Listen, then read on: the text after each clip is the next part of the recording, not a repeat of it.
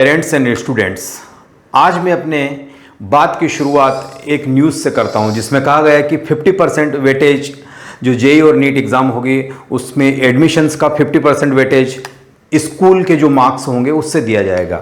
मेरा कहना है कि 50% नहीं 100% उसी पे डिपेंडेंट कर दीजिए आप, लेकिन उसके पहले ये तय करिए कि क्या स्कूल के टीचर इतने कैपेबल है, क्या वो इस लेवल के न्यूमेरिकल कराने के योग्य हैं, क्या एक वो स्कूल जो गांव में चल रहा है, सरकार चला रही है, वहां पर मूलभूत सुविधा नहीं है, वहां से 12th पास करने वाला बच्चा और कहीं स्टेट बोर्ड से पास करने वाला बच्चा, कुछ स्टेट बोर्ड्स इजी होते हैं और कुछ स्टेट बोर्ड अच्छे होते हैं, सेंट्रल बोर्ड्स होते हैं हमारे पास, तो इन सब बोर्ड्स का लेवल अलग अलग है।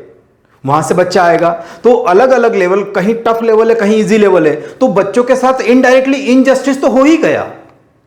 आपने बच्चों के साथ तो इनजस्टिस कर ही दिया, क्योंकि एक बच्चा मान लो कि 80% लाया, वो स्टेट बोर्ड में लेके आया, और एक बच्चा 80% एक अच्छे बोर्ड, सेंट्रल बोर्ड या आईसीएसई वगैरह किसमें से लेके आया, तो वो तो टफ था ना।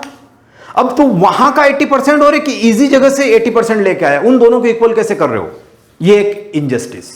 दूसरी बात, जो सरकारी स्कूल जो है हमारे, जहां पर मूलभूत सुविधा नहीं है, वहां पर प्रॉपर टीचर नहीं है, और टीचर है भी तो इस काबिल नहीं है, और इस काबिल भी है तो उनको काम ही नहीं करने दिया जाता, उनको क्लर्क बना के रखा है, ये काम करो वो काम करो। तो एकेडमिक्स कैसे बेहतर बनाएंगे और उनके एकेडमिक्स को किस तराजू में तोलेंगे आप? इस तरह से कि इनजस्टिस है। हाँ, अगर आपको करना है तो सबसे पहले एक बोर्ड पूरे इंडिया में लेके आइए और उसका एक लेवल का एग्जाम कराइए, उसके बाद जो एक लेवल के मार्क्स आएंगे उनमें आप सेग्रीगेट कर सकते हो कि भाई 80% या 90% जो भी बच्चे का रहा उसका 50% वहां से ले लेते हैं और 50% पे जेईई या नीट लेवल के न्यूमेरिकल करवा लेते हैं। लेकिन वहां पर आप अगर ऐसा सोचते हैं तो सही सोचते हैं, है ना। लेकिन सभी बोर्ड्स अलग अलग है, उन बोर्ड्स का लेवल अलग अलग है, सरकारी स्कूल है उनका अलग है, कोई एक राष्ट्रीय स्तर का बोर्ड है उसका लेवल अलग है। और मैं कहना चाहूं कि सीबीएसई की जग हंसाई हुई है वो कितनी अच्छी लगी आप लोगों को, है ना, कि चेयरमैन को ही हटाना पड़ा आपको, और वो भी एक्सपोज किया एक बच्चे ने। पास 1 से लगाकर 12 तक, यानी फर्स्ट से लगाकर 12th तक का एजुकेशन पूरा, है ना, अनऑर्गेनाइज्ड है। ग्रेजुएशन के लिए हमारे पास आईआईटीज है, आईआईएम है, एमबीबीएस के लिए एम्स और बहुत अच्छे अच्छे कॉलेज है।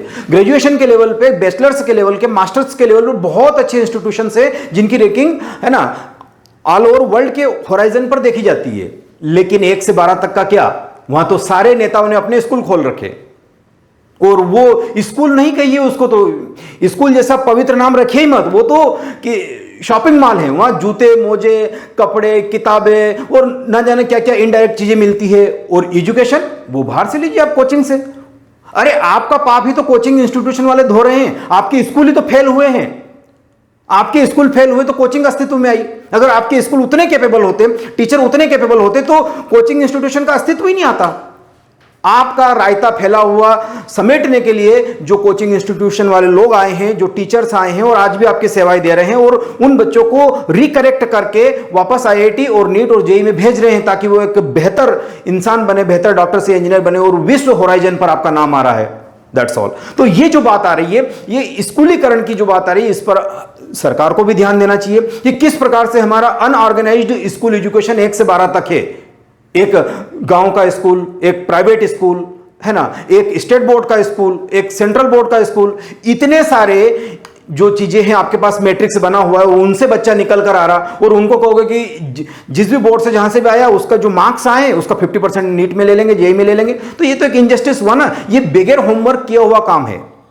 तो मैं सरकार से रिक्वेस्ट करता हूं और बाकी लोगों से जो इसके जिम्मेदार लोग हैं, रिक्वेस्ट है कि कम से कम थोड़ा, है ना, बौद्धिक शांति को सोचकर आप इसका डिसीजन लीजिएगा, वरना आगे आने वाले समय में हम और भी नीचे जा सकते हैं, हमारा क्वालिटी एजुकेशन और भी गर्त में जा सकता है। क्योंकि जिस प्रकार से नीट और जेईई के पेपर्स होते हैं उनका लेवल देखिए, और आपके स्कूल बोर्ड के जो एग्जाम होते हैं उनका लेवल देखिए, दोनों में कितना फर्क है। एक स्कूल बोर्ड का पर्चा है, जो क्वेश्चन पेपर होता है कैसा आता है, कहानी नुमा, उसमें थ्योरीज आती है। लेकिन जेईई और नीट का पेपर आता है, उसमें क्या होता है, उसमें बहुत कुछ अलग होता है, न्यूमेरिकल होता है। पब्लिकली बोल रहे थे सोशल मीडिया पर कि जो स्कूल में पढ़ाया जाता है वो कॉम्पिटिटिव में नहीं आता, और कॉम्पिटिटिव में जो आता है वो स्कूल पढ़ाता नहीं है। किसने आपको पढ़ाई है ना उस लेवल का?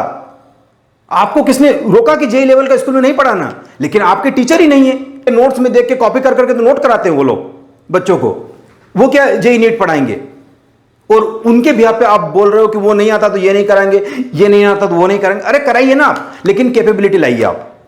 तो ये पूरे देश से मेरी रिक्वेस्ट है कि इस तरह की जो चीजें हैं उन पर बड़ा ध्यान दें, क्योंकि ये शिक्षा का मामला है। एक बार अगर बौद्धिक स्तर डाउन हुआ, सोचने की क्षमता अगर गलत हुई, तो आपका जीवन पूरा इस पर टिका हुआ है। और आपको मुकाबला सिर्फ इंडिया में नहीं करना है, अब ग्लोबलाइजेशन हो चुका है, आपको वैश्विक स्तर पर आपके बच्चे को मुकाबला करना है। और हो सकता है कि आप नीट और जेईई जैसे कॉम्पिटिटिव जो बहुत ही सेंसिबल एग्जाम होते हैं उनके साथ खेल सकते हो, लेकिन उनसे जो दूरगामी दुष्प्रभाव होंगे उनसे आप नहीं बच सकते, क्योंकि आपको आपके बच्चों को मुकाबला करवाना है विश्व स्तर पर।